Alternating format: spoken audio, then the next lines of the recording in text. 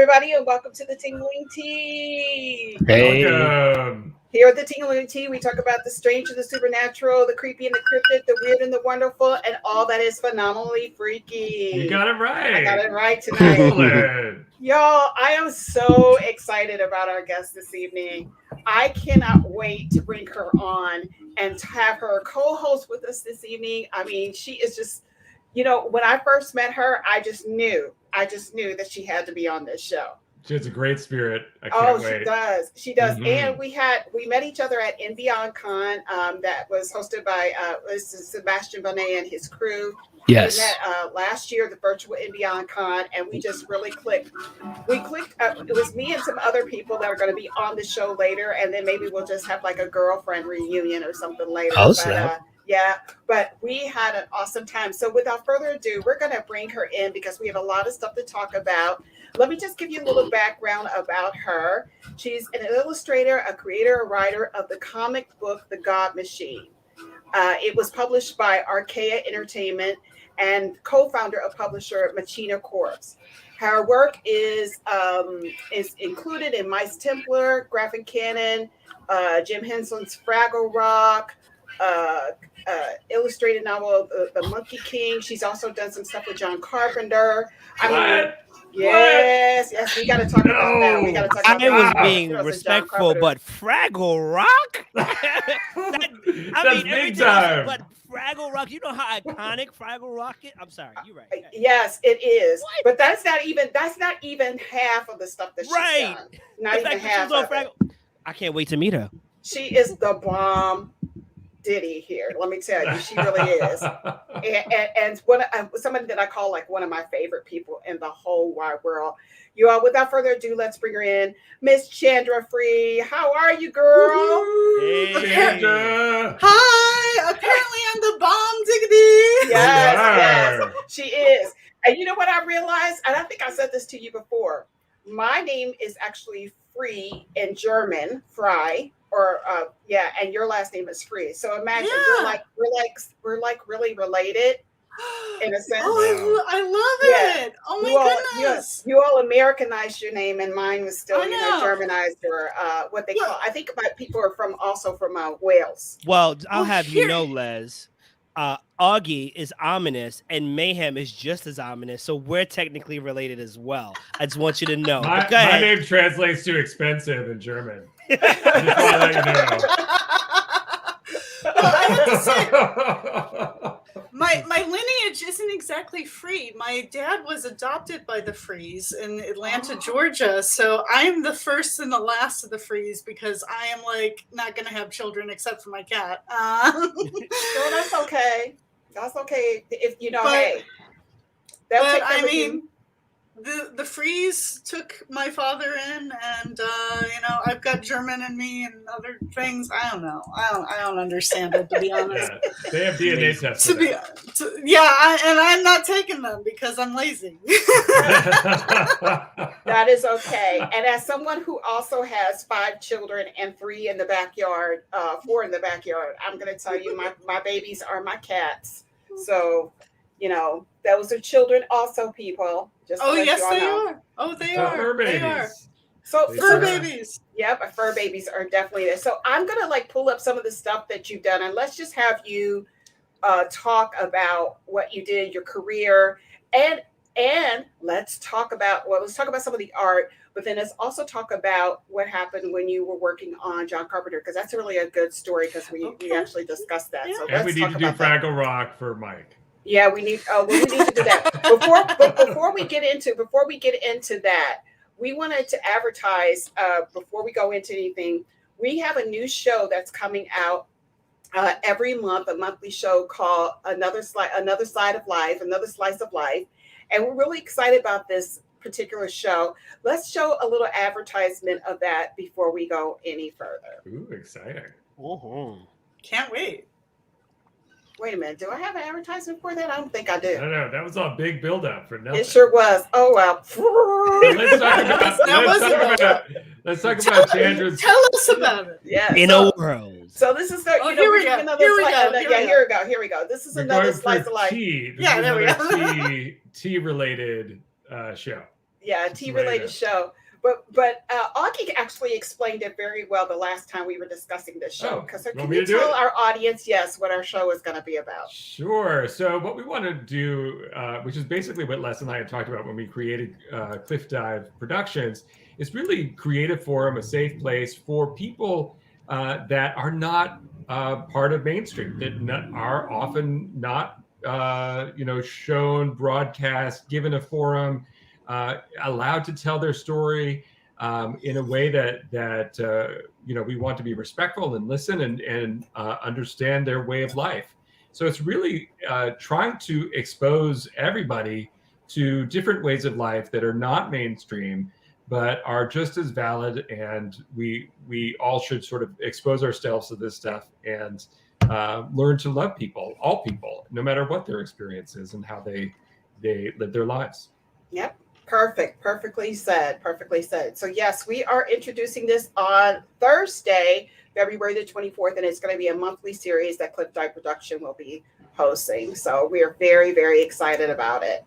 And then also, we have some other things that we wanted to talk about, but we want to discuss this stuff with Chandra because this is going to be so exciting. So let me pull up some of your art and then let's do a discussion of that. So let me share my screen. Sure.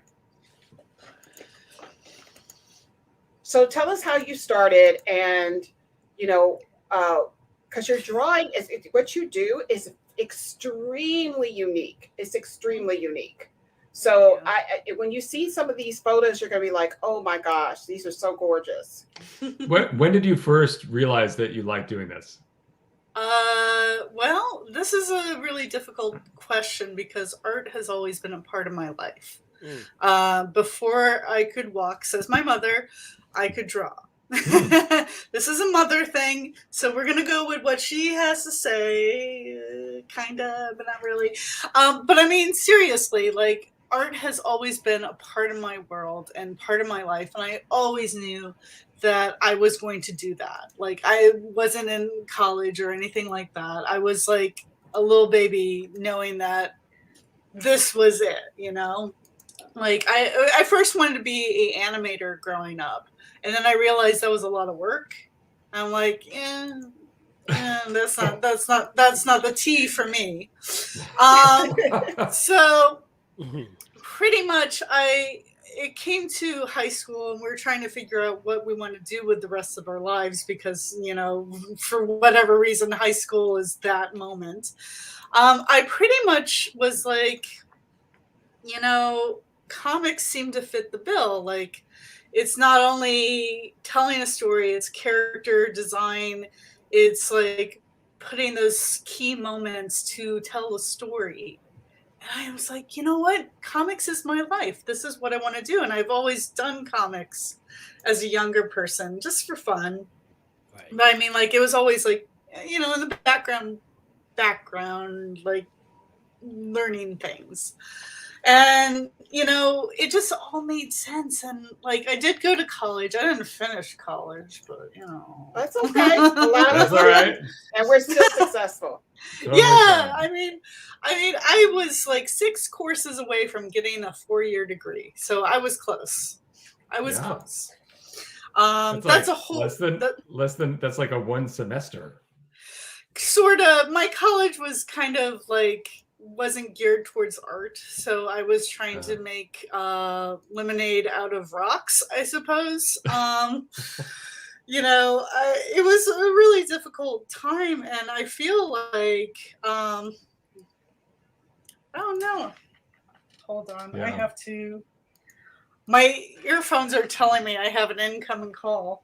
Oh, exciting! Okay. Oh no, this is horrible. Anyways, as you figured that out, so tell us about your style. I did. Every artist has a different style, and you have a very specific style. Like, the hair, the sort of angularity, the skinny, and the how did you the big eyes? How did you come up with this style that's your signature?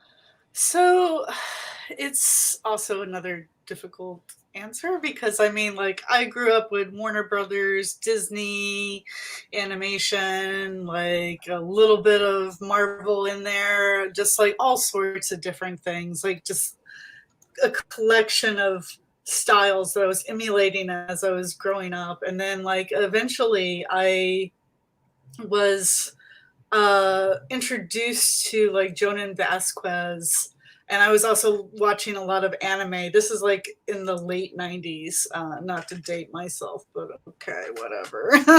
Oh, look, you're younger than Yeah, almost everybody on this panel, so you're fine. Oh my goodness. Well, I mean, I'm a class of 2000, so I guess. But you're an old soul, girl. You are definitely an old soul. By the way, I just want to mention that this is a self-portrait. This is a portrait It's beautiful. Yeah. of you. Yeah. Gorgeous. You can tell. It looks What- amazing. What I really love about your style is the dreamlike quality of your style. Yeah. Thank you. And the fact that I want to bring up one that I don't know if you all recognize this. This is one of my favorite films, and obviously one of Chandra's too. But do Mhm. y'all know what this is? Labyrinth? Yeah. Yes, Labyrinth. Absolutely. Just look at the quality of that. It looks definitely like a fairy tale. The dreamlike quality of the fairy tale. It really actually depicts the film very well. Thank you. I mean, that was it was one of my attempts to try and get into the Labyrinth comic book at the time, which was a long time ago. It didn't work, but it doesn't matter. I produced a really wonderful piece, I think, that captures Gorgeous. Jennifer Connelly. Jennifer Connelly, right? Yes, Yep. yes. Sir. And Bowie's likeness, and of course Lodo and All the characters. Hoggle, everything. and also down below is also Sir Dionysus, and the dog's name was my car's name, Ambrosius. There we go.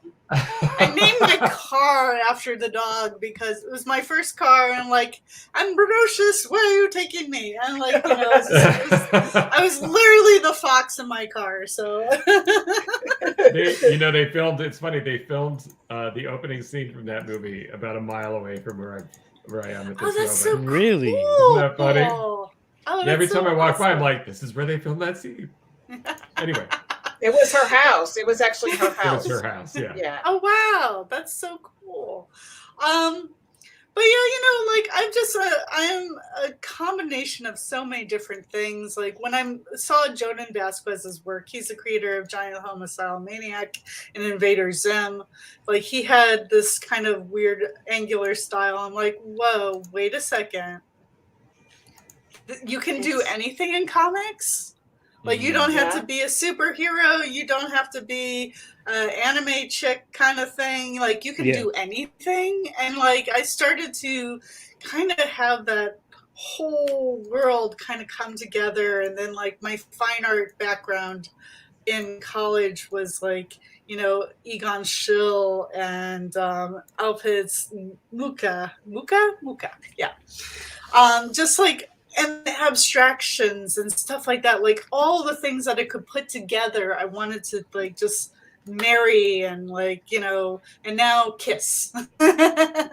Like that's the kind of thing I wanted to do. And I wanted to tell a different story than what I was seeing in front of me. Something beautiful, grandiose, and gorgeous, and weird, and unusual. And the color scheme, Chandra, is just absolutely gorgeous. Now, how do you come up with the color schemes, or do you do your own coloring? Oh yeah, I'm known for my coloring. Pretty much is the thing. That sounds egotistical, but I mean, it's my thing, coloring. Yeah. Drawing is good, coloring even better. But it's so absolutely gorgeous. The coloring is just gorgeous. Yeah. Thank you. What is your process? What is your process? Like, you have an idea, and how does that end up into an image like we're looking at right now? Well, this was for John Carpenter's Tales for a Halloween Night, Volume 5. And this was a story written by Mike Sizemore that I illustrated for. And we got together, and he had this story about these wonderful little characters who have terrible things happen to them, of course. Of course. You know, one of the things that I saw is like the lead protagonist, the girl with the guitar, she was actually written as white. And I'm like, why do we have to have a white girl be our lead protagonist? And I didn't understand that. And like, I had brought it up to Mike. He's like, oh, sure, we can change that. I'm like, oh, good, fine. This is wonderful. And I made her a punk girl too. And like, you know, she's got the purple hair and like, she's got the attitude, and it was just one of those things. It was a great collaborative effort because we also brought it to Sandy King wife. Yes. Yeah, exactly. And she was like, yeah, let's go for it. And so, you know, little tiny changes like that, I think, make the world of a difference when it comes to representation and whatnot. And I noticed, okay, so I love the fact that you actually show a spectrum of representation, because horror comes in all colors. It doesn't matter who it is to a killer. We all know that. So my question is, now that we're talking about this particular photo, how did this come about that you actually worked on Tales of Halloween Night? And like I just said, I was able to actually interview Sandy King Carpenter for Comic-Con, I think 3 or 4 years ago. Oh, wonderful. Best night of my life. She's absolutely lovely. And I spoke to some other people who were illustrating Tales for Halloween Night, which was the first time I actually had come across that comic series. Yeah. And I was like, what? John Carpenter is doing comic books? What? You know, my favorite horror director. And so we had a very long discussion, but I actually love this series. So tell me what happened, how this happened. So it's a little mundane, but it's also something that might be inspiring to comic people coming up and trying to get work and whatnot. One of my friends, Andrew Peepoy, introduced me to Sandy. And I'm like, I'm looking for work. This is my portfolio. I had a digital portfolio there to show to her, and it had little elements of horror amongst a bunch of other images. And she's like, can you do this? Can you do a little bit darker? Of course, I ended up doing a little bit more whimsical, but I did bring the darkness too, because that's how that works. But pretty much we had a back and forth, like do some character designs, let's see if you're good for the project, and the rest is history. It's not too hard for this. I mean, it's nice that Andrew, who is a friend of Sandy's, brought me to her attention. Yeah. And some other artist was kind of failing at that time to make good on his work. Oh darn! I said his. That's okay. That's okay. There's a lot of his in this community. Yeah, we know that. We know that. This is a very yes. We do know that. It's a little lopsided, but that's going to change. One of the things that I love about. So I want to know what attracts you to this style, this horror. It's almost kind of like Tim Burton-ish in a sense. Mm-hmm. So what is it about it that attracts you to this? Have you always had an affinity to the scary, to the supernatural, to the things that we actually love so much here on the Tingling Tea? Well, I grew up a Disney girl, so I was really kind of not spooky as a young person. Everything scared me as a kid. Like, I was so afraid of almost everything. But yet, when... this is going to sound bad or maybe cliche. It was in high school, my senior year. I had a crush on this lovely goth kid.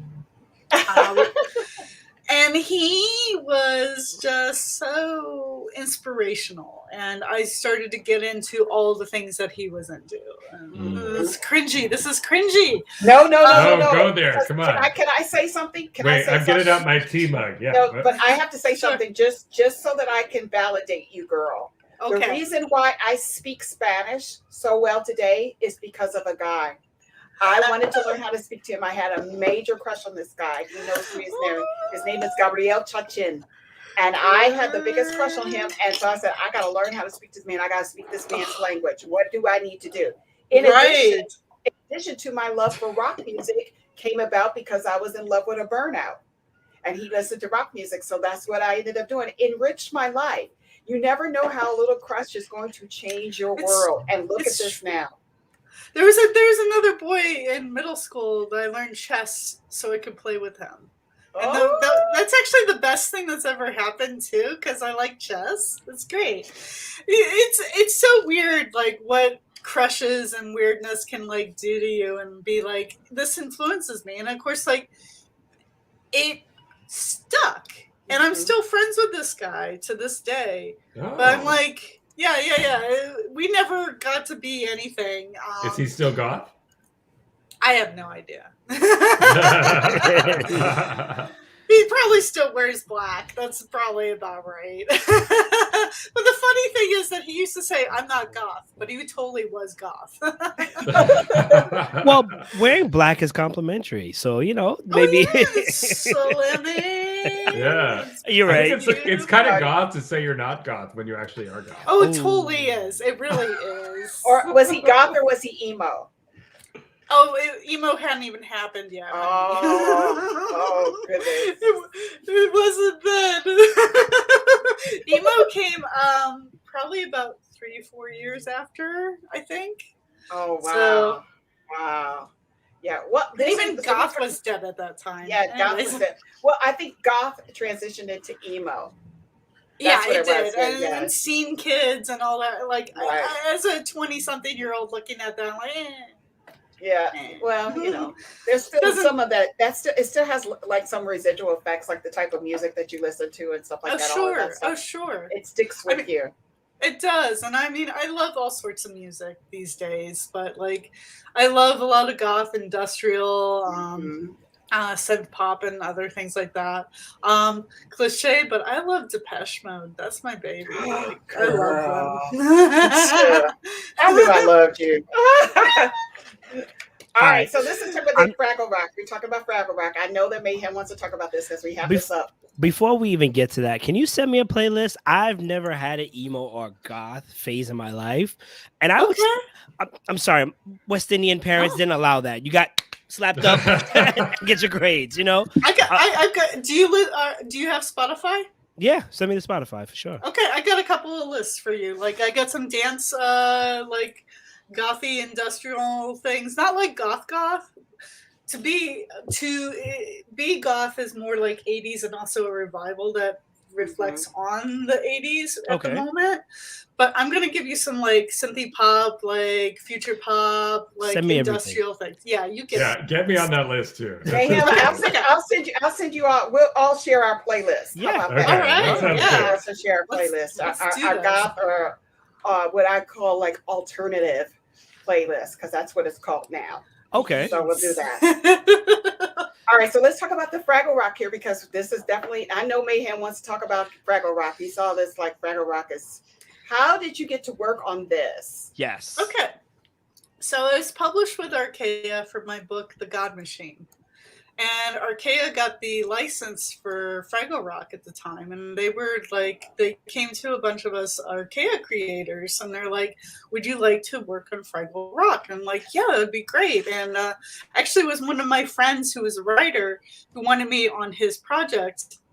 And he wrote this delightful thing that got canned for whatever reason. It was amazing. It was Waiting for Gobo, which is a play on Waiting for Godot. And it's like, oh my God, this is so brilliant.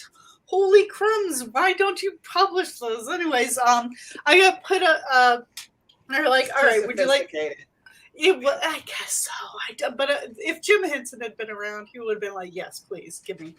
And so, but they asked me if I wanted another story. I'm like, yeah.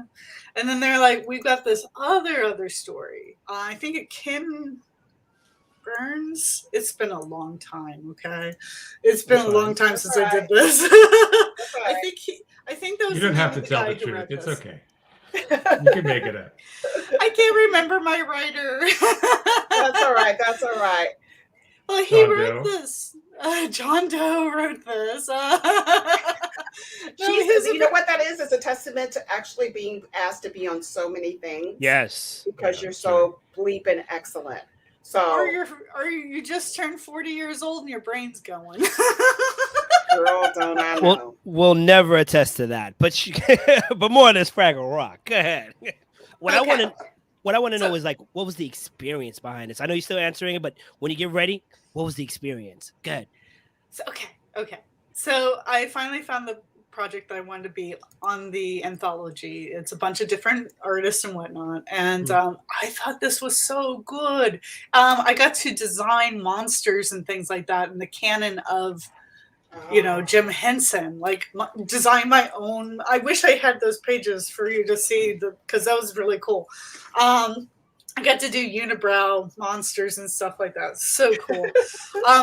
It was one of those joyous experiences, and like even the script had some like problems in it, like so and so closes a door on somebody. I'm like, well, they don't have doors in Fraggle Rock because I grew up with Fraggle Rock.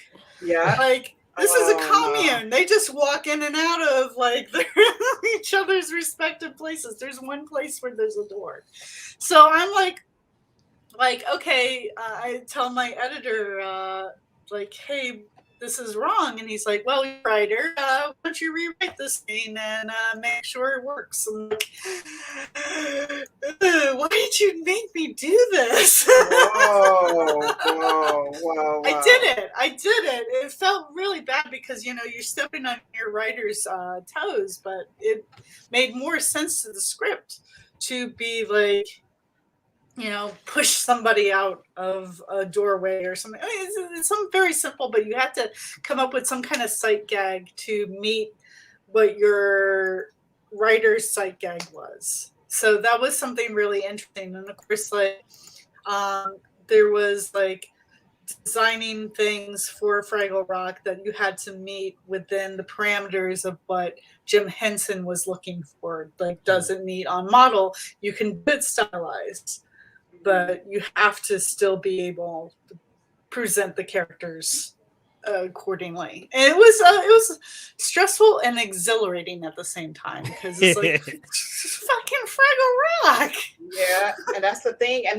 How do you do that? It has such a large, huge following, but the first thing you did was notice that there was an issue there. Because imagine if the fans had seen that, a door on it, they would have totally destroyed that. They would have destroyed it. Oh, you saved Fraggle Rock, Chandra. I saved Fraggle Rock. Well, I guess I did. Though some 13-year-old grilled me on my style, like in the room. This isn't Fraggle Rock. What is this? Just to add how impactful your work is, Fraggle Rock came out, 83? Somewhere around that. Yeah, okay, around there. Yeah, around there. In the 80s, yeah. Yeah, it was 5 seasons. All right, I wasn't born until 86. They played this thing. I think it was on Friday night, WB 11, or whenever they had, a PBS 13, whatever. And I remember being so enamored by Fraggle Rock, and I would try to take certain jokes from it, whatever, using on adults because that's what kids do. But then I never realized the impact of Fraggle Rock and the puppetry and the jokes, the comedic style, the actors, and all this other stuff, and how it translates to a lot of our 90s cartoons and iconic shows. So everybody on the show knows you don't, Miss Free. I have a daughter who's 8 months, and she loves Elmo. A lot of kids do. It's bright. He's red. Ha ha! It's Elmo, right? But like the style of Sesame Street is so prevalent and it's so crazy that to this day it is so impactful. The fact that you were part of something so historic and iconic, and I get to meet you, it's amazing to me because you in some way are gonna shape, and I'm not trying to put that on you. You shape how my daughter is learning and raised right now. Oh, no, and how I was raised too, because I paid a lot to PBS 13 and Sesame Street. Right. I got to play in a world that was established by such wonderful, wonderful artisans. Like Jim Henson is like an incredible force to be reckoned with. Like to this day, his legacy lives on, and I got to play in that world, and that's amazing. It's not everybody gets to do that, and hopefully I did a great service to it because It was my childhood. Little funny story. So my mother, like I was telling her, like, hey Mom, I'm getting to do Fraggle Rock. Isn't that great? And she's like, but you do that dark stuff. Like, Mom, didn't we watch Fraggle Rock together? Oh yeah, we watched Fraggle Rock together. Well, why don't you do more children's stuff? I'm like, Mom. She thought it was going to influence you in some way. She always thinks one thing and I think the other. So let's talk about God Machine real quick. Please. Before we get in, because we're gonna move on. We want to get you scared tonight. All right, so let's talk about God Machine and just give us a little background on it. And before you even talk about that, sorry, my chair's broken. Now your name is Spooky Chan, and you were so scared of things like that. How did that name change? So when I discovered like that whole goth weird little side to me, and like I started getting into more horror and weird things, like it's like, oh, it's not scary. Nothing scary at all. This is interesting. This is beautiful. Darkness is gorgeous.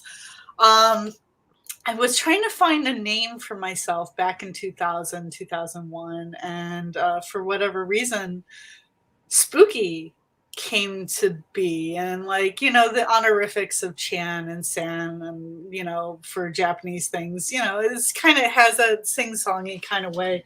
But my nickname is Chan. So why not be Spooky Chan?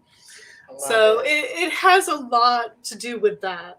So, the early 2000s when Spooky Chan was born. Love it. And it's so apropos. It really is.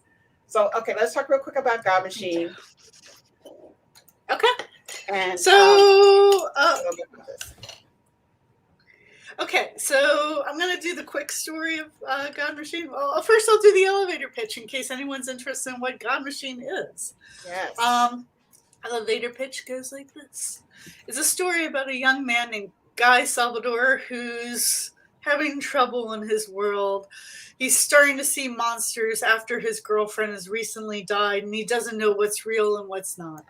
Till one night, a mysterious man comes to him and tells him that his girlfriend is actually alive, floating in and out of what is known as the dream worlds, and that Guy is the only one who can go and save her. Enter gods, monsters, teen angst, and all sorts of things, including humor, dark humor.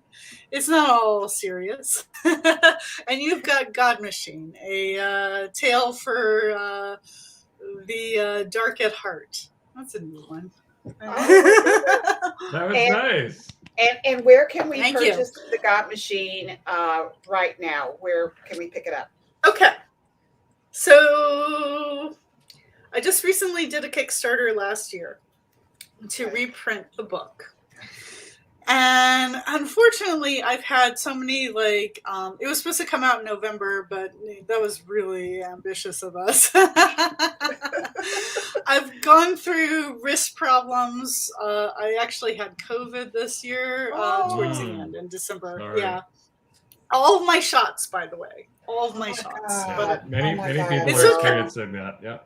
Yeah. So a lot of obstacles have gone in the way. I'm working with Taylor Esposito to letter the book. And he's had lots of delays in his schedule and delays in mine. And he's the only other person I'm working with. Of course, like my boyfriend, Steve Emond, who's also a creator as well. We've been working on the new reprint edition of God Machine through my company, me and Steve's company, Machina Corps. Now, it's a little bit delayed. You can go to the website, thegodmachine.org, and sign up on the mailing list to know when we're going to have the books for sale. Mm-hmm. The sad thing is that whenever we turn in the book, I don't know when we'll be able to see the book come back to us due to supply chain problems. So that's going to be interesting since the pandemic has really made an impact on everything. So yeah, it definitely has. yeah. So, but let's brighten up things with the origin of the God Machine real quick. It was high school that I created it back in 1999, late 1999, 2000. And I have been obsessed with it ever since. I pitched it to Archaea back in 2007. The really cool thing about that was that I pitched it to Archaea. I pitched it to a lot of people. It was at New York Comic Con 2007. It was February. It was the first time I ever saw snow. It was also the coldest weather I had ever been because I'm originally from Orlando, Florida. It was awful. Anyways, I presented this pitch package to Mark Smiley, and he's like, great, can you do it in color? I was pitching it as a black and white, and I'm like, yeah, sure. And it took me 7 months. I'm like, should I see if Mark still wants this? And I asked my friend Alex Ekman-Lawn, who was doing a book called The Awakening with them. And I'm like, hey, is Mark still looking for comics? How do you feel about the company? He's like, funny enough, he just mentioned you last week. Pitch now. Wow. After that, got my contract. I got him those colored pages. And then I'd say the rest is history, but there was a lot of snags and weirdness that happened behind the scenes. And I don't want to really touch on that too much. Okay. But eventually in 2009, we had the first issue come out, the preview issue, and then in 2010, late 2010, the graphic novel came out. Wow. And it was 160 pages. I had artists contribute to the pinups in the back, but the rest is all me. Wrote, drew, colored, lettered, which is why I'm getting it re-lettered right now because that was the horrible mistake. some people tell me my lettering wasn't so bad, but I see these things and I'm like, no. You know, professional. You know what I love about this, Chandra, is the anime feel of this. This is very anime. And I'm a big, oh my gosh, I love anime so much. I can't tell you, I have particular anime shows that I love the most, but the first thing that I thought about, the way that the characters are drawn and stuff, is completely anime, and it's beautifully drawn. Yeah, I mean, it's like a marriage of goth things and anime and whatnot. Like, Utena was probably a big one for me, and also Evangelion for both sensibilities and weirdness. So, you know, those mid 90s, late 90s animes were definitely my jam. At some point I was like, I'm too good for this. Anime's starting to become popular. I'm out. Oh no. I was that person, but guess what? Girls getting back into anime and manga and everything. It's still a niche group. It's still a niche group. And I think it will always be that. Not everybody loves anime. You know, there is a population that absolutely loves it, but it's not a massive population. So you're still good, girl. I don't care anymore if popularity or not. I know we have to move on. But I have two questions. Sure. How do you create your images? Is it all digital? Do you draw it out? What is that process? And the second question is, for people who are just developing, right? They're young artists. They know they love to draw. They know they want to be in this world. What is the advice that you would give them? Okay, so let's go with that question first because that's much more important than whatever I'm going to say about my style. One of the things is practice, practice, practice. Look at life things, draw from life, learn anatomy, learn perspective, do the work.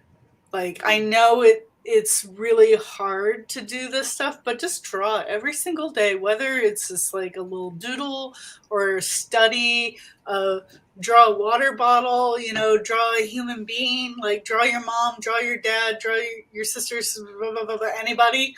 Go to a cafe and like spy on people and draw them, like all this kind of stuff. Like just keep on drawing and, love what you love, because it is a cruel world when you get to this point, because the paychecks are hard, and that's really difficult when you put reality to art. And the heart needs to be there. You have to love this, because you have to fight adversity and people telling you, get a real job, get this and that. And you might have to get a real job when you get to this point. But love this.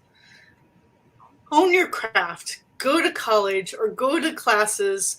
Learn online. Go to YouTube. Like eat up all of your resources to like be a better artist, and you're golden. You'll do fine. But remember, heart. Always have to be heart. As for me and how I create my images, I don't know. No, there's actually a serious answer to that. It depends on what the project I'm working on.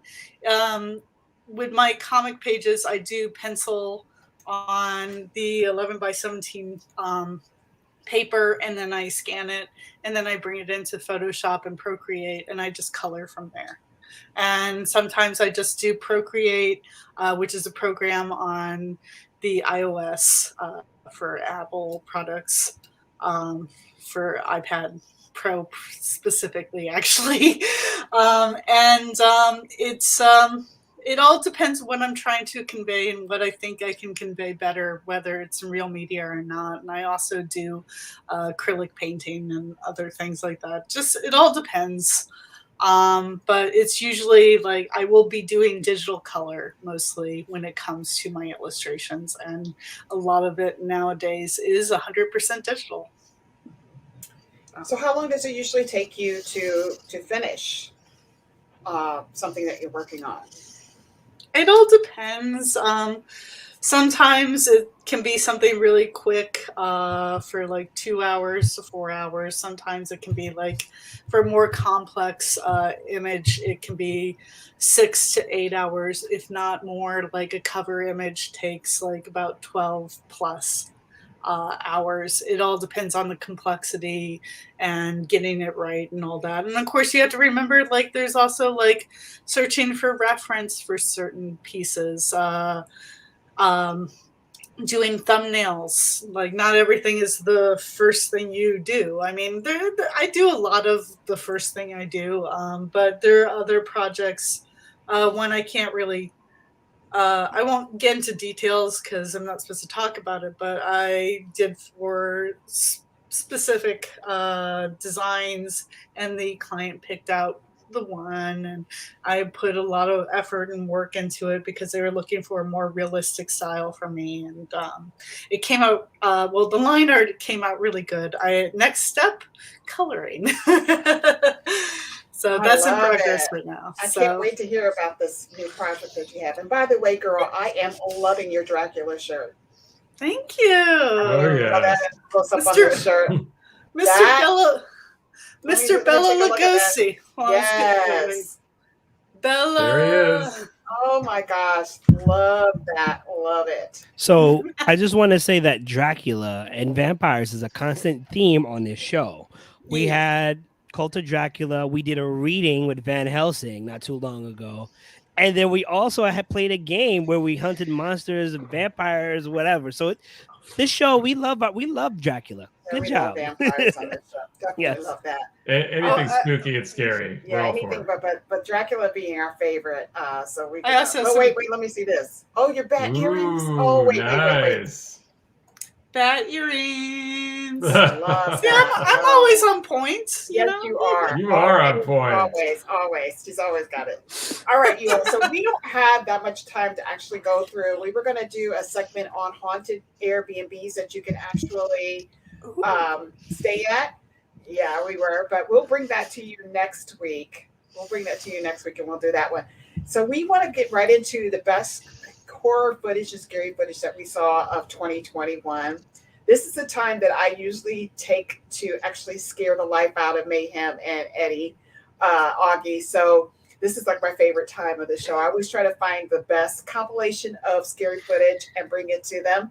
Now, before we show this footage, I do need to make a disclaimer. If you are somebody who does not really love this kind of horror and this gets into your psyche, please turn us off or turn us down at this time. And if you have a child watching, please use parental discretion. You know your children, don't, show them content that's going to horrify them. That's all I'm going to say. These adults can barely take it. So yeah, these adults can barely take some of the stuff that I come up with. So we're going to start with our first, video footage of this time. So you all can hide your eyes. I know I can see it right now.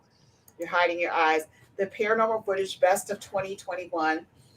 We're probably going to continue this until the end of January, and then we're going to be showing some updated footage. But these are some of the best captures of 2021. So let's start off with our first capture. Our first capture is about a young man who is actually working in a theater. It is a haunted theater. It is known as being a haunted theater, and he is a security guard at this theater. And he has actually captured some creepy stuff while he's been there, to the point that he's actually has a partner that goes with him as well to go through this haunted theater.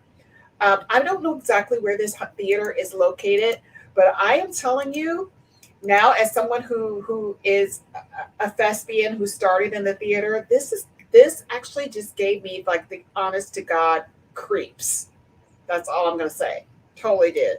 So let's take a look at this footage right now. This footage was brought to us by, of course, my favorite person, King Frostmare. I would highly recommend that you all go and like and subscribe to his content. He's on YouTube. He always puts together some really great content.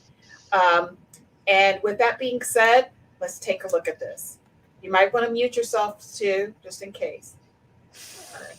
Here we go. I can mute myself so I don't scream in everybody's ear. Here we go.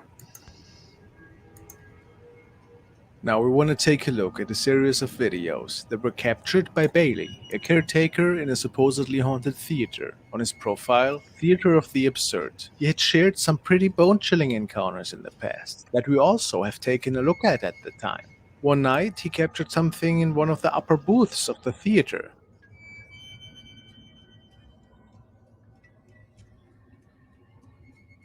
It was quiet around his profile for a while. He says that it is pretty rare to capture something on video and that he wouldn't upload if nothing interesting was happening. What started him to pick up his phone again was a really unusual encounter that he had one night on one of his recent night shifts. He and his colleague Brad are now both patrolling the night shift, and after some unusual noises from the back of a room, Bailey found this. Hey, Brad. Brad, you good?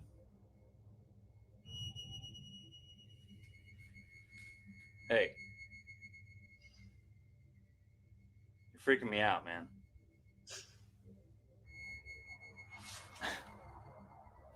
Okay. It didn't have to be anything paranormal, but it was very strange behavior for his colleague. To just stand there and look at the wall. It made Bailey quite a bit uneasy, to say the least. From this night on, more and more interesting encounters started to unfold again. Woo! All right, y'all. My heart is racing. Okay, so I see this sometimes. I've been trying to catch this on camera. Nothing over here. I promise there's nothing over here. I'm not doing anything to manipulate this. Watch. Look. Do you see that? This is what I'm talking about. Okay, check it out. Let me get another one. Look. I'm not doing anything, I swear. I'm just standing here. I see this all the time. It only happens. Okay, yeah, see? It only happens at this. Okay, that's the biggest I've ever seen it. This night, he was giving a little tour on Instagram, and without even noticing, there seemed to be standing something next to the old workshop. Okay, so I'm here in an empty theater. Pretty depressing during COVID times. Hopefully we can get things back open. Back there's the shop. This is backstage. Can't see it very well, but what? Look, guys, holy! I'm turning the lights on. I'm turning the lights on.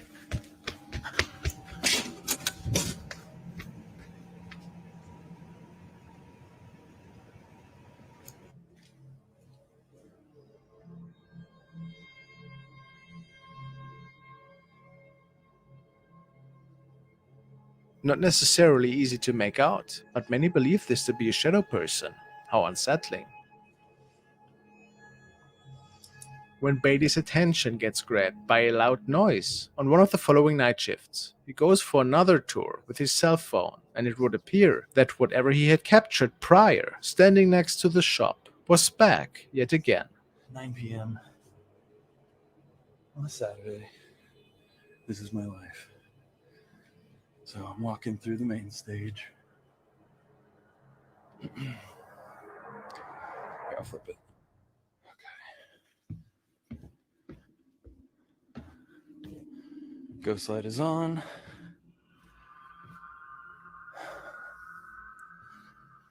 No one in here. Hello. Okay.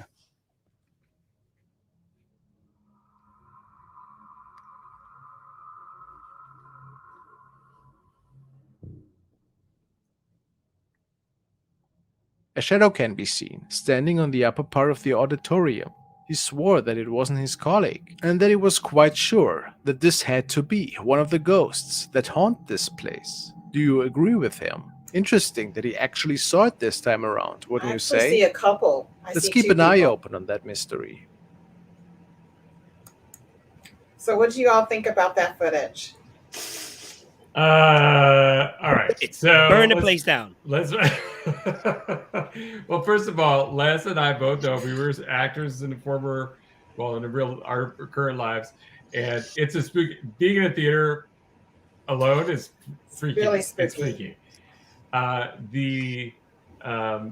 The person standing in the corner reminded me of the Blair Witch Project, and I didn't really do anything. It could have been just staged. The rug thing, I don't know. It didn't scare me. I don't know why. It was just kind of like, okay, well, the rug is moving. It could have been just someone next to him. The person where he goes by and the person backs off, that I found that freaky. It caught my attention, but it could have been staged too.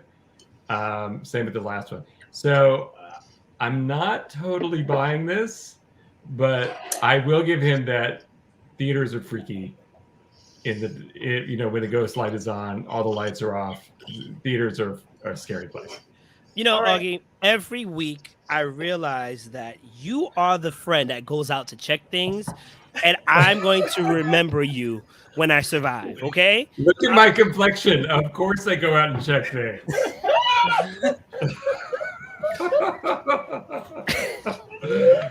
Who else does it? And this I'll be is right why I back. survive. I'm Right, sure and, you will. yeah, it says hello. Yeah.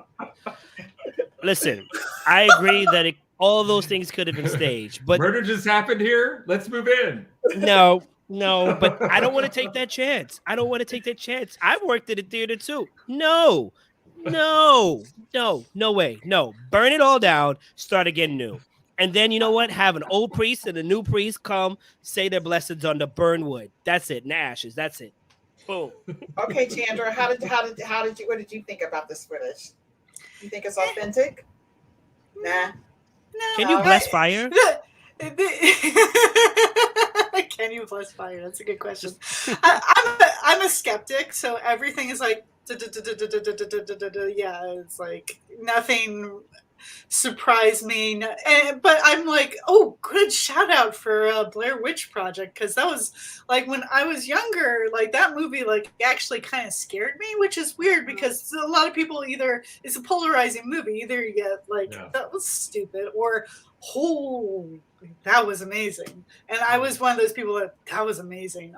But like, yeah, this didn't do anything for me. It didn't do anything. I had two experiences with Blair Witch, I was scared by Blair Witch. I thought they did an awesome job, Yeah. and I was scared. But I also had a freaking headache because Oh. everything the kept going camera. like this Yeah, the the whole camera time. was I so was like like, shaky. I can't. Yeah. The thing is, I watched that on my old like shoddy TV that was probably like an ex like hotel TV at the time, like, you know, these big clunkers and like a VHS, and I had it turned up all the way loud, so there wasn't any of that motion sickness that you'd get from the theater. Yeah. So it was probably the perfect way to actually watch that movie. I saw it in the theater, and I was actually staying at a YMCA camp with some friends of mine in the middle of the freaking woods. That's like It total was- Friday the 13th situation right there. Well, my thoughts on this particular footage is that I'm still a skeptic too, because I thought maybe this is just it is the theater. Maybe it's some of them putting a project together. It could possibly be that. However, I do know how spooky it is in a theater when no one is there. I know you don't want to be the last person to get outside of a theater, off the stage or anything. It's just something creepy about being in an empty theater where there are seats and stuff like that. So I totally agree. That's a perfect place to actually portray this. But I will say there was some very interesting things. Before this capture, there were captures of somebody sitting up in the balcony, in the what I would call the high profile seats or the high expensive seats. When he put the camera on this particular individual, the individual was dressed in clothing from like the 1800s, and you could not see this person's face. It was not a very clear definition of the face, which is very normal when it comes to paranormal hauntings and such like that. But honestly, they've done a great thing. And yes, a shout out to the Blair Witch Project. I am someone who believes, though, that dark entities can actually portray someone like a friend and pretend that they are that. They can be doppelgangers. And so I think that might have been the scenario there. I don't know why that guy zoned out. I just, that's creepy to me, but I haven't seen this character in any of his recent footage. He did say that he was quitting, so we'll go with that. So let's go to our next footage real quick. We've got about 10 more minutes.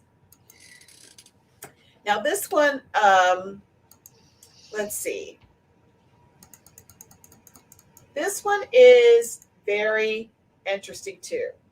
I absolutely love carnivals and theme parks. Here's an interesting scenario, and you all tell me what you think about this. So let's put this on. This one is being presented to us by King Frostmare again. Of course, he's knocking it out the park for me lately. And let's watch this particular footage, and you all tell me your thoughts on this. We're going to call this one Who's Riding With Me?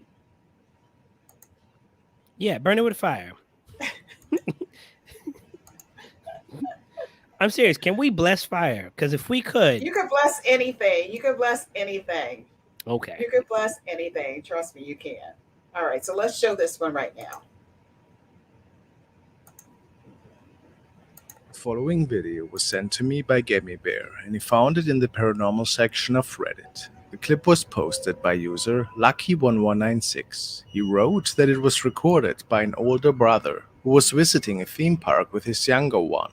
Our cameraman was filming the experience for their family diary and to show friends how fun this evening shaped out to be for the two. However, without the two noticing, something seems to have made it onto this recording that should not have been there. As we can see, there are several passengers along for the ride, but the very last cart is definitely empty. Now, let's take a good look.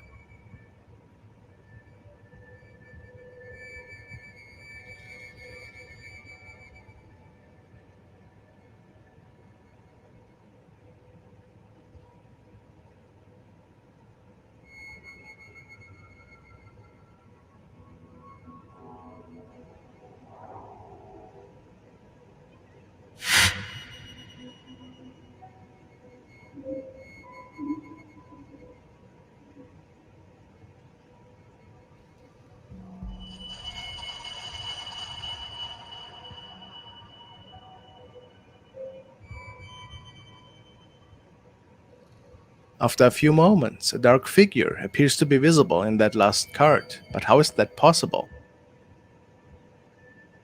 People say that there are many legends about the land this theme park was built on.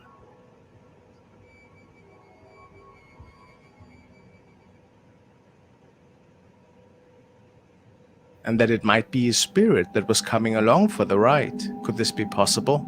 How else are we explaining this? This figure seems to be gone again after the first lap, only to reappear moments later.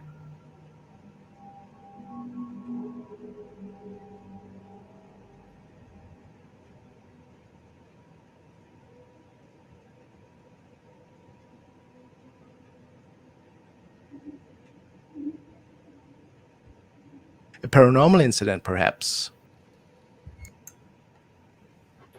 So your thoughts on that, you all? I think the kid who looked behind them is crazy and trash because you didn't see that person behind you all that time. You didn't let your family know. Trash. You're not invited to the family anything ever in your life. Did you notice though? His face changed once he saw it back there. That kid's face changed. You know, I did notice that actually. Yeah, his face changed. Like he was like, "There's somebody back there that wasn't on there before." He did get very serious all of a sudden. Yeah, he got very serious all of a sudden. You didn't say anything? Nah. When he looks like 8 years old, your 9th birthday, nobody's coming. You're by yourself just for that. Don't goodbye. Like, he's not invited. He can't be. Otherwise, I didn't see it at first. Like the first, I want to say 5-10 seconds or whatever. But then the figure got a little bit more clearer and clearer. And I'm just like, you know what? If I was personally on a roller coaster and I saw that, get me off. Get me off. And Augie, as you know, burn it with fire. Burn it.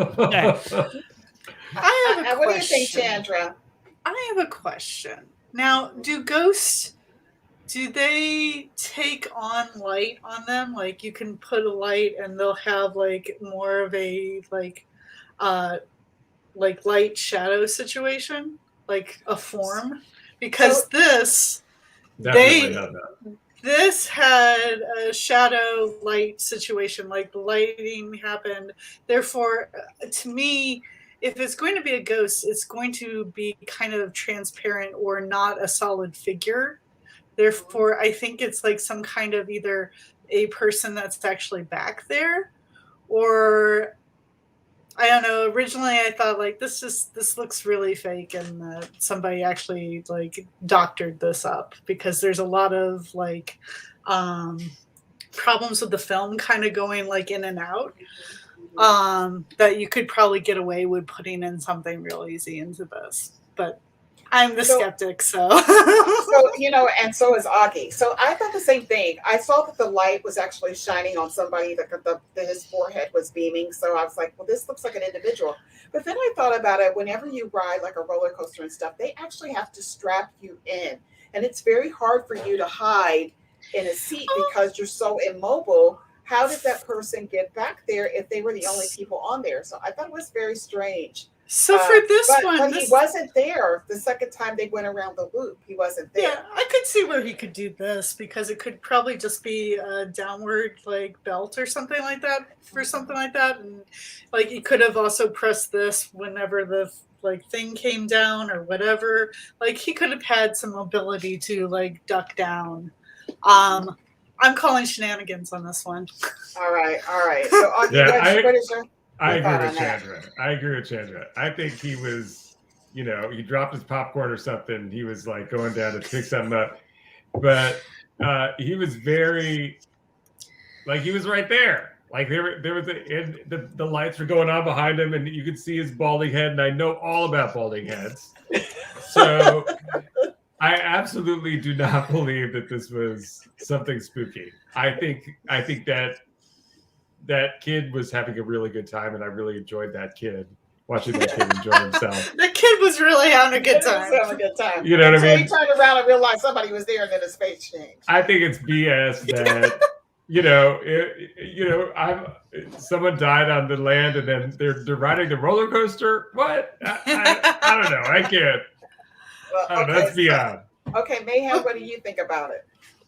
I think it was real. I think that the kid sold it to me. Once again, I also believe that the kid is no longer my friend. He won't let me know anything. So I think this is a sneaker. You know, this is one of those things where like, it's easy to kind of like, that wasn't real. And then boom, something happens at the carnival and everybody's like, oh, maybe it was real. And oh, where's Mike? He's no longer here. Oh, I wonder why. You know, he left. Thank you, Augie. Miss Free, don't follow Augie. Don't follow Augie, please. I'm following her. All right, so let's get to our next footage. This one is brought to us by Slapped Ham, also one of my favorites. Love me some slapped ham. Yeah, this, once again, I cannot, stress enough that if you love this kind of content, that is somebody that you need to follow. Go like, subscribe, ring the bell so that you know when their content comes up, because they are very good at getting compilations of this kind of footage.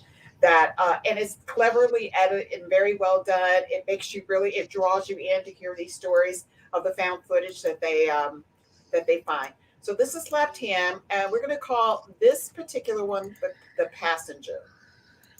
Okay, so this one, I'm very curious what y'all think about this one. This is interesting. All right. Let's show this one. Let me just get this in here real quick. And here we go. This next piece of CCTV footage uploaded to YouTube by Palkikaku seems to confirm chilling reports that taxi drivers in Japan are seeing ghosts during their shifts. In 2016, local Japanese newspaper, the Asahi Shimbun, ran an article that interviewed over 100 taxi drivers just after the devastating 2011 earthquake and tsunami that rocked Japan's Tohoku region. The article was titled, "In the month after the tsunami, taxi drivers report ghost passengers." One taxi driver's account details a chilling fare that happened just weeks after the tsunami. A woman entered the vehicle and asked to go to the Miyagi district. The driver had to explain that the town no longer existed and had been completely wiped out. When the driver looked in the back seat, the woman asked, "Have I died?" She then stepped out of the car and eerily walked off. Another driver claims that he picked up a man who was around 20 years old wearing a thick winter coat. The driver said he had had a strange feeling about the passenger, but nevertheless drove on. When they arrived at the destination, the driver pulled over expecting his passenger to open the door and leave. The driver paused for a moment, turned and looked in the back seat. The young man was no longer there. With these reports in mind, this next piece of taxi dashcam footage from Japan becomes utterly chilling. In the footage, we see a taxi driver pull over to pick up a passenger. The door opens, however, nobody appears to get in. Despite this, the driver seemingly greets his passenger and continues his fare. There's clearly no one in the back seat as he pulls away. What happens next will give you the chills. Watch.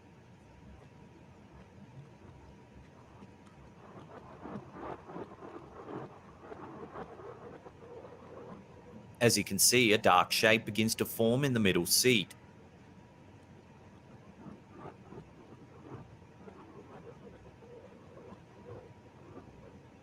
At first, it resembles a shadow. However, as the video continues, we can see that the shape actually has a ghostly white face.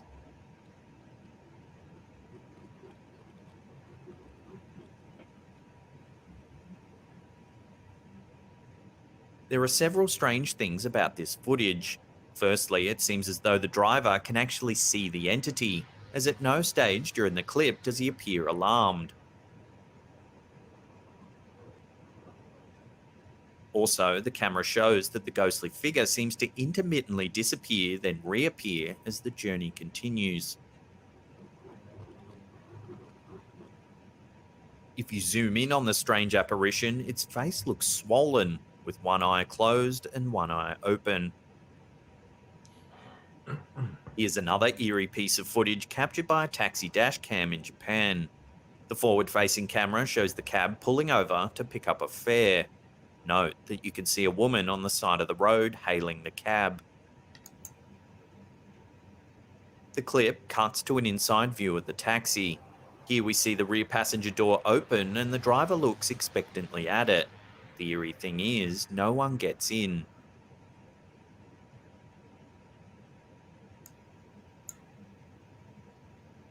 Baffled, the driver gets out to see what's going on. He investigates the passenger side of the vehicle, but there's no one there. So, are Japan's taxi drivers really being haunted by people who... Your thoughts on this? Let's start with Augie first.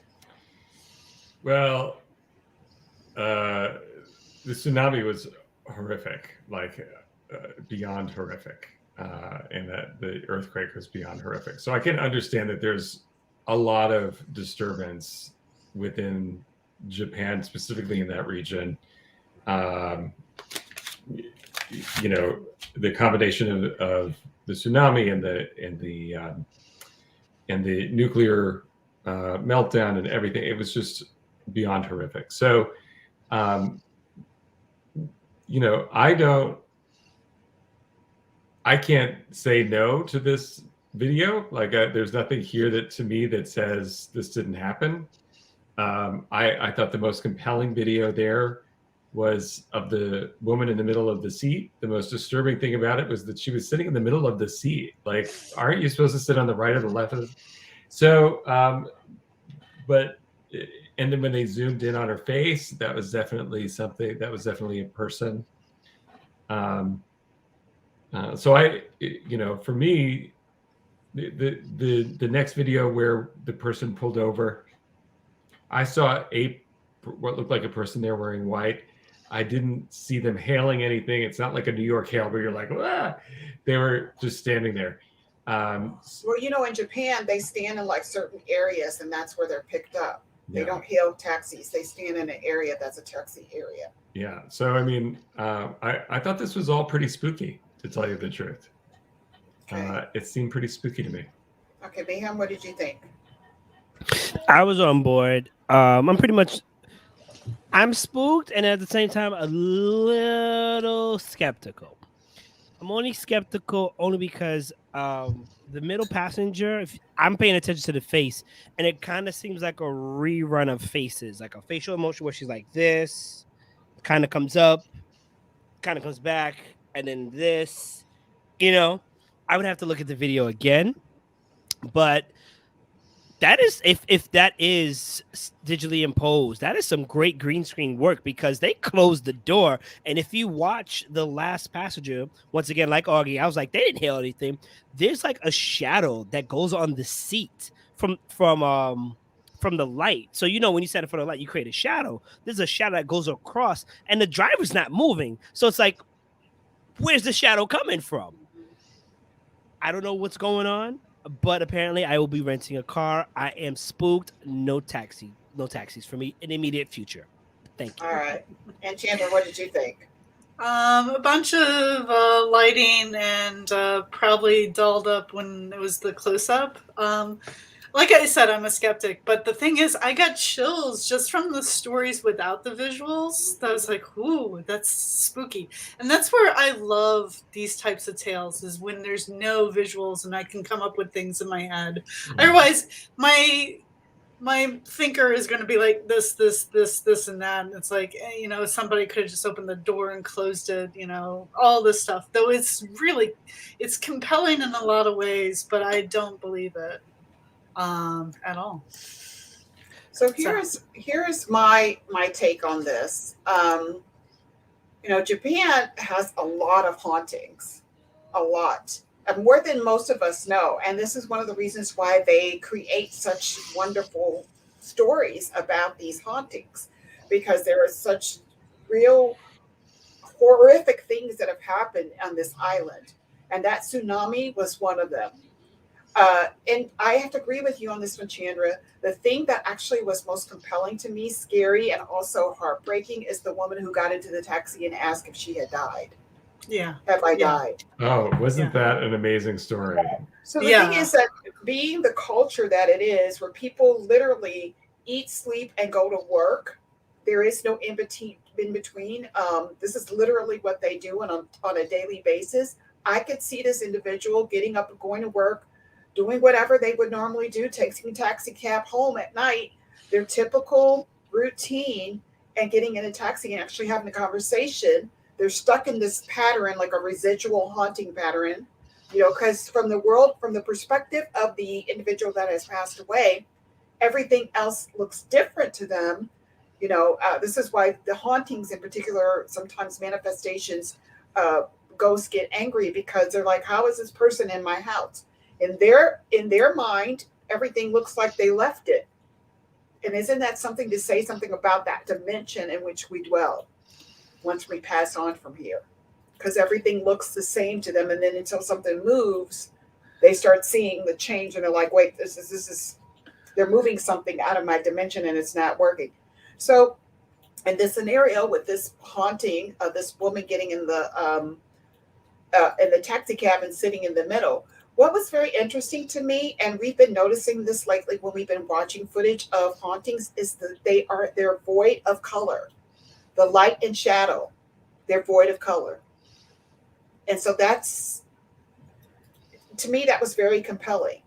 And he was still talking to this individual as if, it was still existing, because I believe that this individual was actually living off this man's energy. And that's why he kept fading in and out. If you notice, when they went under particular street lamps, it faded out. It was only more prevalent or more prominent in the shadows.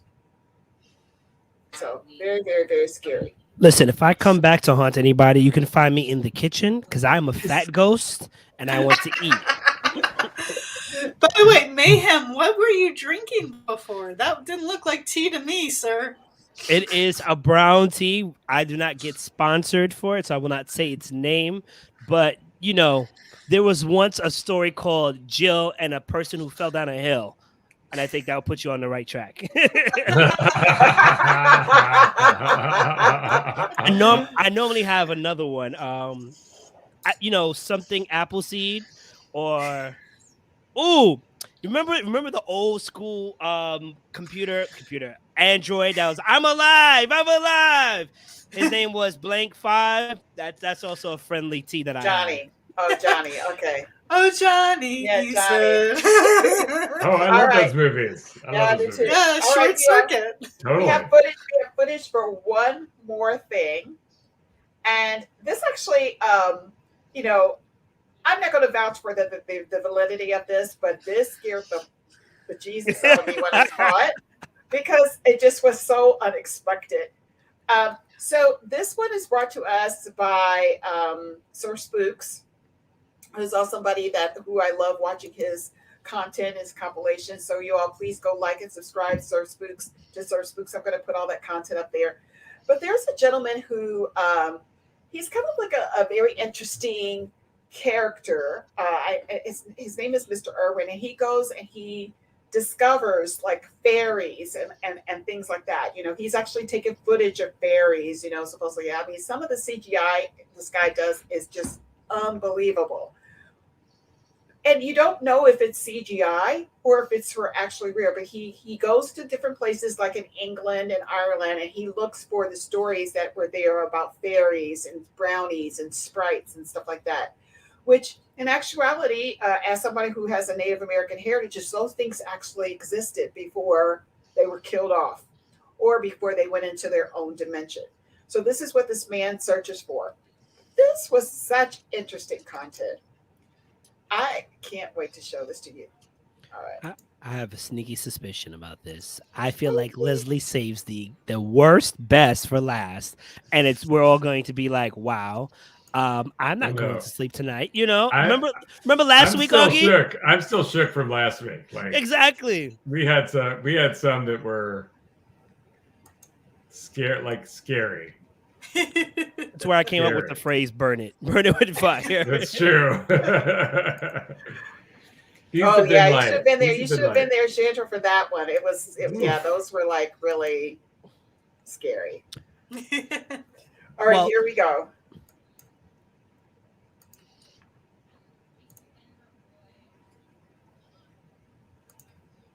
Nothing ever good starts with 2. I'm just going to say that. Nothing ever good. last video you're about to watch is from a channel that has been featured on my channel before with the first sighting of a pixie video. And there's no denying that this is one of the most incredible pieces of paranormal evidence I've ever seen. The video was uploaded by Erwin Saunders on August 14th, 2021, and sees the man exploring a worm cave that he had previously explored. After talking about what they will be doing inside the cave and talking about its history, Erwin and his friend proceed to enter the massive pitch-black cave. For a while, nothing out of the ordinary seems to happen. Both Erwin and his friend explore the area with their flashlights equipped so they can see better, but come up relatively empty in terms of discoveries. At one point, a bat flies around in the cave, which startles Erwin's friend for a moment before he trudges onward. What? There's a bat in here. It's flying around. Oh. So there are bats. But the real terrifying thing happens just about a minute later, as Erwin's friend makes his way deeper into the cave. Something legitimately heart-stopping appears out of nowhere, causing the man to be completely frozen in fear, not knowing what to do or say. Look at this footage and prepare to be amazed. Have you got your camera going? Yeah, it's going now. Okay. Okay, Owen. Okay.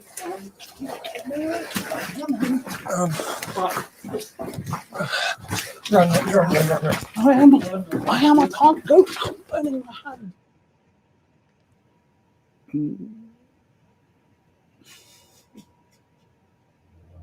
A gigantic cave worm appears to squirm its way out of a crevice in the cave before it then slithers its way ever closer to the two men. Amazingly though, both men show extreme calm and do not panic, making their way out of the cave in a quiet manner, whereas I think most of us would be trying our best not to let out a blood-curdling scream. This video just... All right, I'm going to stop this right here. Now, the first thing, I had to look at this over and over again. First of all, I had to do some research. Cave worms do exist, you all. They do exist. I don't know if I've ever seen this one this gigantic before. And if this is CGI, I want you all to see the shadow that is following this creature. This creature has a shadow. If they did this as CGI, this is incredibly good detail.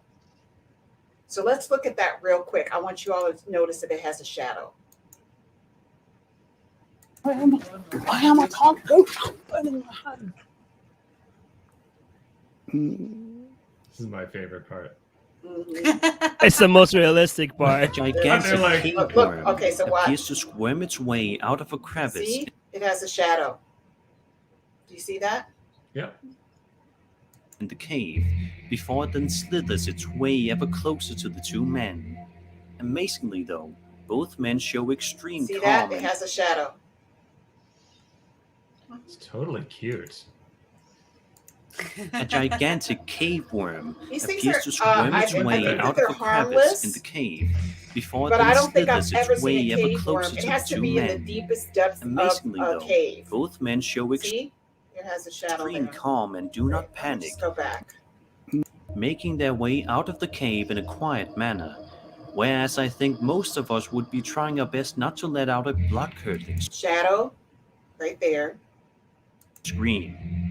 This video just goes to show you that the most terrifying things can sometimes show up Shadow. when you least expect it. I bet you'll never look at So- a cave the same way ever again. I'm not somebody who spelunks in a cave, but yes, those things do exist. And so the first time when I saw that, I am not a person who likes bugs. I was just like, oh my gosh. And I had to go back and look at it over and over again to say, how did they create this? But then when I started seeing that there are actually such things that exist as cave worms, I don't think they've ever discovered one this big. They actually are like lizards. Then they live. They're like a worm that lives on four legs. It's almost like reptilian, but it is actually something that is ancient, something that is Jurassic that we don't know that exist in a cave if you go cave diving or spelunking. So, Mayhem, I'm going to get your thoughts on this first. I'm sorry. I know what you're gonna say. Okay, does it come in peace? Because why would these guys go in a cave without fire? Because well, so listen. This gentleman, Mr. Irwin, he's an explorer, and he goes and does stuff like that. He goes into like these real weird places, and he does like a little story blog about some of the places that he's come to, like deep places in the forest that are inhabited and things like that. He takes pictures. This is what he does. He literally saw Mike Mayhem Mike over here. He literally saw a pixie, and he doesn't think maybe carry a stick of fire with me in this cave.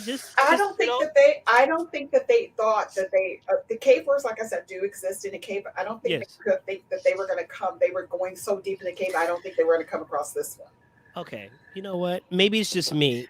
I know we have the grandiose of technology here, but fire works on a lot of things. Oh my gosh, you and fire. Okay, let me be serious. I also agree that if this is fake, the amount of work, digital animation, and possibly puppetry that was used, because if you look how it came out, it seems cave-dwelling reptilian in a sense of the adaptive behavior. Yes, 100%. Kind of reminded me of a catfish. But my thing was like, if it's not, what do you do in that situation? Do you give it a foot and kill it? Like, you know, like with dogs, you give it like an arm and you hit it on the nose or whatever. Like, is it poisonous? It looks really weird, and also solidifies why I will not be going into caves anytime soon. Thank you, Leslie. Every week, you give me a list to just never again. Things I'll never do in my life. You get it in Agent, and you get it on Fraggle Rock. That's what you do with that thing.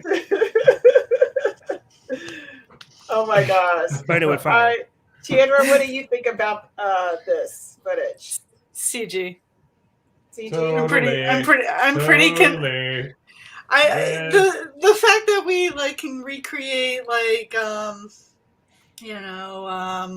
Patrick Stewart and Sir Ian McKellen in movies a while ago, make them look good.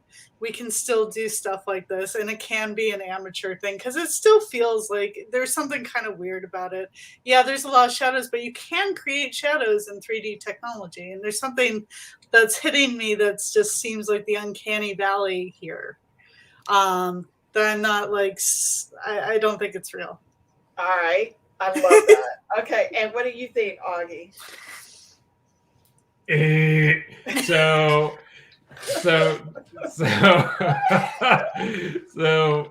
when you do CG, it's so easy to lose sight of gravity, right? So this thing moves so effortlessly, and it wasn't blocked by anything, and its eyes were perfectly clear, and it was just too perfect, right? And it was just sort of perfectly timed with the way they were backing up, and it wasn't like it was moving, it was right on top of I don't know, it was a little too perfect for me. I do think you could do shadow, etc., but I thought it was so cute that they should be selling this thing in PetSmart. That's what I think. I googled some cave worms, and they're like glow worms. They're like little thin pieces of worm that have phosphorescence in them and glow this was not a glowworm. This was like a lizard looking thing. I thought it was really cute, but I think it's CG. So that cave worm that we looked at is actually one that is a creature like berries and brownies and stuff like that existed. It's a cryptid. It's a cryptid. It's a cryptid. Yeah. So yeah. So I too believe that it was CGI, but I think that here's my thing.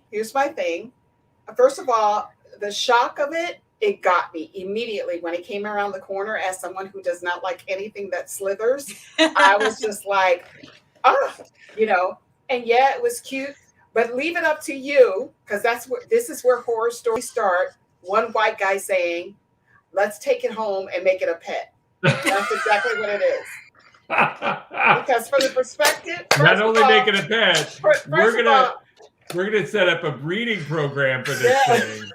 And we're going to scale the distribution of this thing across the world.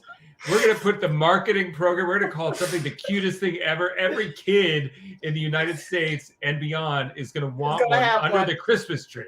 Yep, until it takes over the world. This is what I'm saying. You know, I'm going to just tell you. First of all, Black folks, I'm going to be honest with you, we will never be near that cave. All right? The minute I looked at that cave and saw darkness, I would tell you right then and there.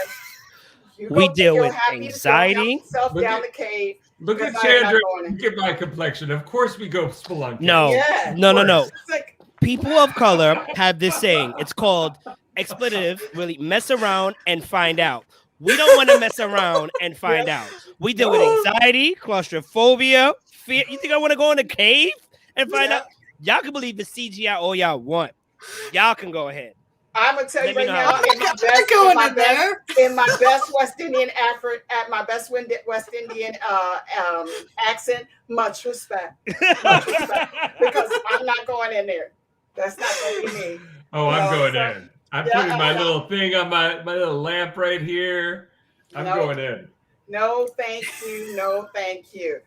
So anyway, you all, that's it for this evening. We could actually sit here on this mountain for a really long time. I had some more footage, and you know I did. But you're going to have to come back next week for some more of our footage as we wrap up the best footage of 2021, or what I found to be some of the best footage of 2021. I had one that was really scary, but I don't want to end. I don't want to put others. We can take it. No. We don't have time, but you can take it next week. So, yes. But Chandra, thank you so very much for joining us. This has been just a pleasure. This has just been a pleasure. You know, we're going to actually put in post your Kickstarter for everything. But if you're looking for the God Machine, go to thegodmachine.org, and also go to Spooky Chan, her channel, so you can look at some of her illustrations and her art, and just kind of. Yeah, spookychan.com. Find me at spookychan on Twitter and Instagram, and Chandra Free at Facebook if you care about that. And we do care. We do care. And our Kickstarter, the God Machine, Kickstarter Volume 1. You can sign up there. Yeah, we're going to actually put that in post so that everybody can go and follow it. I mean, we're definitely going to have you back, girl, because you know, like I said, you're one of my favorite folks. So we're definitely going to have you back. And I love having someone who is a skeptic on this panel because of my goal. Me too. Yes, I tell you, my goal is takes to the pressure off. Yeah, but you know, my goal is always, I say, Augie is actually the skeptic, but my goal is always to spook him, to actually make him a believer. She's trying to convert us into scaredy cats. That's what she is. It's the Jim Jones of fear, right? You know? I literally got them last week. Last week, that was it. That was scary. Got them last week. Scary. It was some scary stuff. Okay. So you have to look at last week's show in order to see what I scared them with for footage and everything. But this has been a really awesome evening, you all. I love you all. Please continue to be safe. Please continue safe. Please continue to be healthy. You know, and you know, watch out there. The world is changing. It is a different place now. So you all keep, you know, just keep safe. Yeah. You know, and keep diligent and watchful. That's all I'm going to say. And take care of each other. Yeah. Oh, yes. Absolutely. Absolutely. Please take care of each other. That's important. I think that's something that we don't often see anymore. So take care of each other. But we will be back next week, next Tuesday, right here on Facebook, Twitter, Twitch, YouTube, and that's it. Whatever's out there. Right. You're the Tingling Tea. We want to wish you a really good night, and we want you all to stay spooky. Stay spooky. Stay spooky. Bye-bye. I'm getting a torch. I'm getting a torch. That's what I'm doing. I'm getting a torch.